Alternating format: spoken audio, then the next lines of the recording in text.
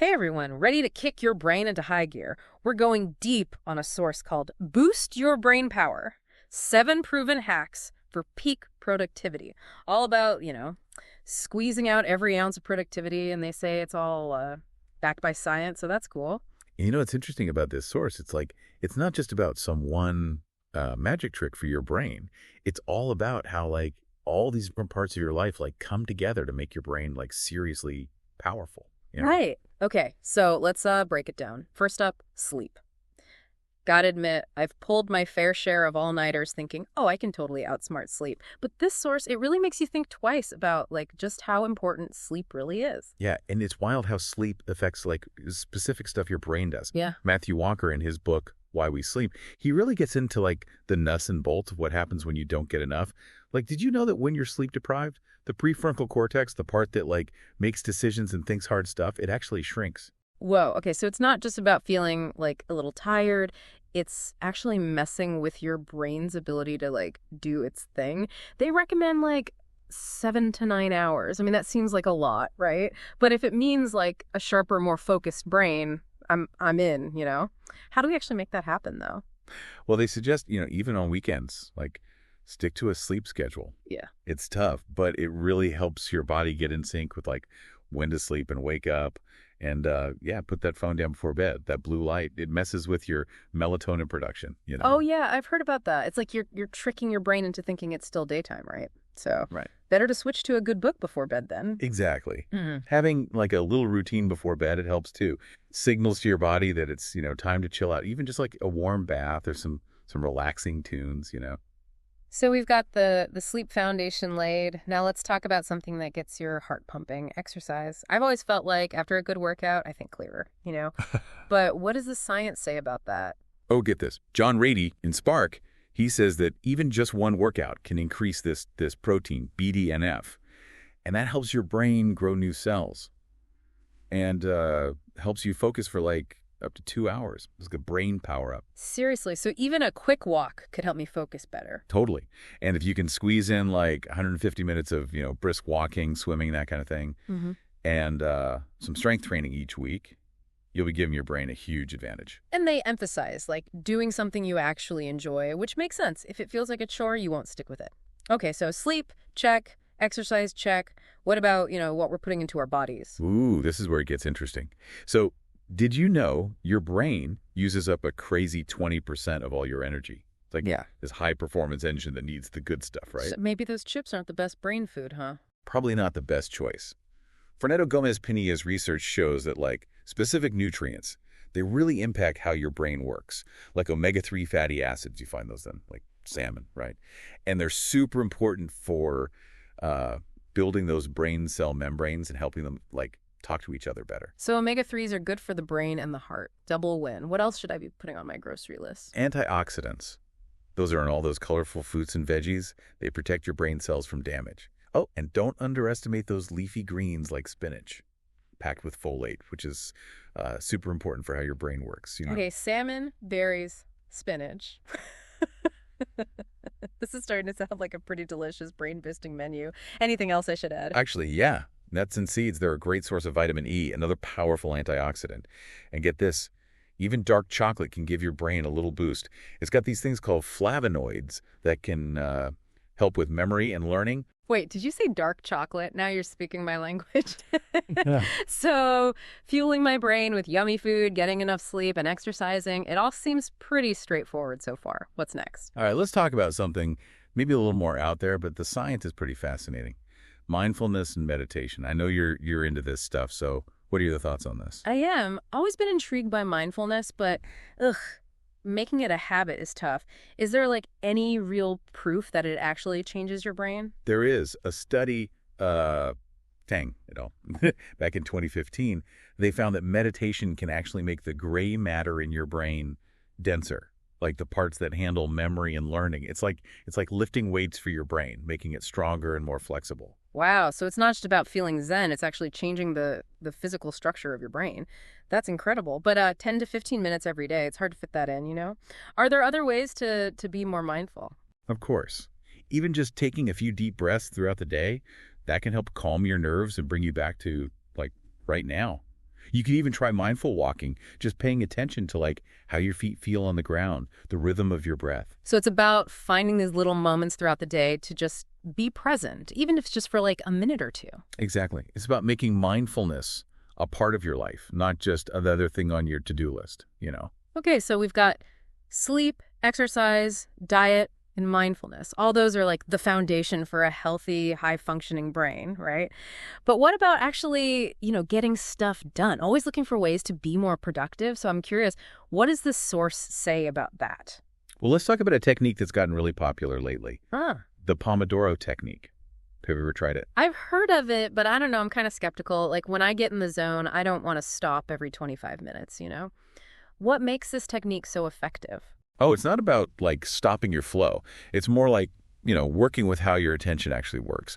Our brains, they just aren't meant to like focus for hours and hours straight, right? So the Pomodoro Technique, you kind of use those natural ups and downs of your energy and focus, by like building in breaks. So instead of fighting against it, I can actually use it to my advantage. That's kind of cool. Yeah. You set a timer for 25 minutes, work like crazy, then a quick 5-minute break. Mm-hmm. And then after you do that 4 times, you take a longer break, like 15, 20, even 30 minutes. Gives your brain a chance to like chill out and come back even more focused. I can see how those breaks could actually, help you get more done. It's like interval training for your brain, right? Mm-hmm. Short bursts of intense work and then recovery. That's a great way to put it. And this source, it points out that the breaks themselves are just as important as the work time. Get up, move around, clear your head. Okay, I'm willing to give it a shot. Always up for trying new productivity hacks. But I'm also thinking about like the long game, We've been talking about boosting brain power now, but what about keeping my brain sharp as I get older? Thinking long term. Love it. This source, it's not about quick fixes. It's about like setting yourself up for a lifetime of, a healthy brain. Remember that neuroplasticity thing we talked about? How your brain can rewire itself? Well, that keeps going your whole life. So it's never too late to start, right? That's pretty hopeful. Our brains are always changing and adapting. Exactly. And one of the best ways to keep your brain healthy as you age is to keep it challenged. Mm-hmm. Do things that make it work, what they call brain training. It's like lifting weights, but for your brain, building up that strength. Okay, brain training. I like it. So what are some examples of things I can do to train my brain? They suggest all sorts of things. Puzzles, learning a new language, even playing strategy games, or, getting creative, writing, painting, music. It's all about challenging your brain, pushing it a little. So instead of scrolling through social media, I could be learning Spanish or playing chess. Exactly. And those things, they're not just good for your brain. They're fun, too, right? Love the idea of, never stop learning. It's not just about staying sharp. It's about being curious and connected to the world, right? And speaking of connections, we talk about how important social interactions are for brain health. I'm a pretty social person myself, but I'd love to hear a little more about the science behind that. It's pretty fascinating, isn't it? Studies show that people who have lots of social connections, they're less likely to have cognitive decline, and they tend to have, like, better mental agility. So those coffee dates and family dinners, they're actually good for my brain. Totally. Conversation, they use so many different parts of your brain. Language, emotions, even memory. It's like a mental workout, but with friends. I'm on board with that. But, with everything being so digital these days, it's easy to forget about those real-life connections. You're right. And they really emphasize in this source how important it is to, like, prioritize real-world interactions. Put the phone down, get away from the screen, Yeah. Connect with people face-to-face. It's good for your brain and your soul. Okay, so we've talked about sleep, exercise, diet, mindfulness, the Pomodoro Technique, brain training, and even social connections. That's a lot of strategies for boosting brain power. It's making me realize there's so much more to it than I thought. It's amazing, right? And what's really exciting is that we're still learning so much about the brain. It's like the possibilities are endless. Before we wrap up, there's one more thing I've been thinking about. We've talked about all these things we can do to make our brains stronger, but is there anything we can do to protect our brains as we get older? Like, is cognitive decline just inevitable? That's a great question, and it's something a lot of people worry about. And while, yeah, some things might decline a little as we age, the good news is that we actually have a lot of control over how healthy our brains stay. So it's not like we just have to accept that our brains are gonna, like, fall apart. Not at all. Research shows that living a healthy lifestyle can really slow down aging and help you keep your brain sharp even as you get older. That's so good to hear. So what can we do specifically to protect our brains as we age? Well, a lot of the stuff we've already talked about, like sleep, exercise, good food, those are all super important for brain health throughout your whole life. It's like you're investing in your future brain, you know? So it's not just about feeling good now, it's about setting yourself up for a lifetime of good brain health. Exactly. And besides those basics, staying mentally active is key. Doing things that challenge your brain, Yeah. like learning a new language or doing those brain training games, that can help you stay sharp. It's like that saying, use it or lose it, but for your brain. So even if you're retired, you shouldn't let your brain retire. Exactly. And don't forget about social connections.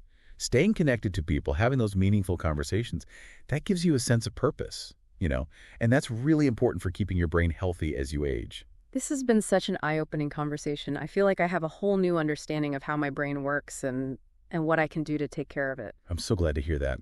And remember, it's a journey, not a destination.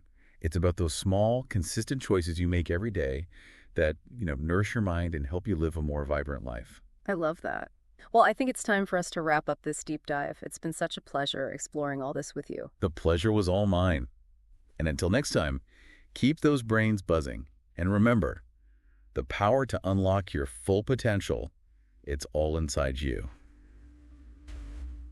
We'll be back soon with more fascinating deep dives into all sorts of cool topics. Until then, keep learning, keep growing, and keep exploring that incredible world inside your own mind. You're totally right to bring that up. Our environment, it really does play a huge role in how our brains work. So it's not just about what's going on, like, inside our heads. It's also about the actual space we're in. Totally. I mean, think about it. Have you ever noticed how you feel like more alert and focused when you're in a room with lots of natural light? Yeah. Or, maybe you can see some trees or something out the window. Yeah. Actually, not that you mention it, I do feel more, like, creative and energetic when I'm working in a space with lots of natural light. Well, there's a reason for that. Yeah. Getting natural light, it helps regulate your circadian rhythm. Yeah. That's what controls your sleep-wake cycle and your hormones, Yeah. And all of that, it affects your energy and how well your brain works. Oh, wow. So sunlight's not just good for my mood, it's actually good for my brain power, too. Exactly. And on the other hand, being in a dimly lit space or a really cluttered space, that can actually stress you out and make it harder to focus. That makes total sense. Clutter always seems to, like, cloud my mind. It's like my brain can't relax when everything around me is chaotic. And it's not just clutter.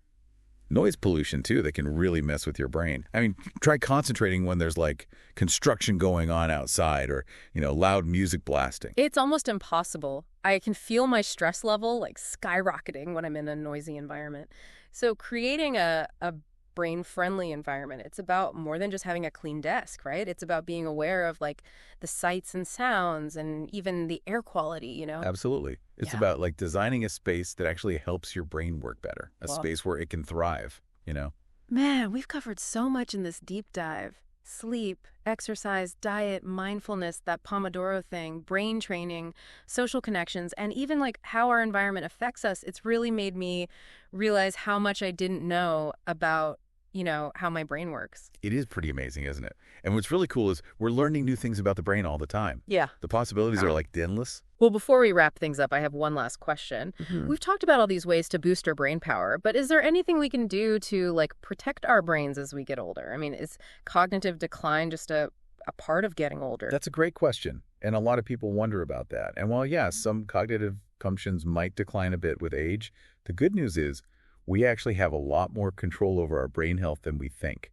So it's not like a given that our brains are just gonna, like, deteriorate. Not at all. Research shows that a healthy lifestyle can really slow down aging and help you keep your brain sharp well into your, golden years. That is so reassuring. So what are some things we can do specifically to help our brains stay healthy as we get older? Well, a lot of what we've already talked about. Getting enough sleep, exercising, eating healthy food, those things, they're all important for your brain throughout your entire life. Think of it as like, long-term brain care. So it's not just about feeling good now, it's about setting myself up for a lifetime of good brain health. Exactly. And then on top of those basics, staying mentally active is really important. Doing things that challenge your brain, like learning a new language, playing those brain training games, all that stuff helps you stay sharp. It's like use it or lose it, right? But for your brain. So even if you're retired, your brain shouldn't be. Exactly. And remember how important social connections are. Staying connected to people, having good conversations, that gives you a sense of purpose. And that's really important for keeping your brain healthy as you age.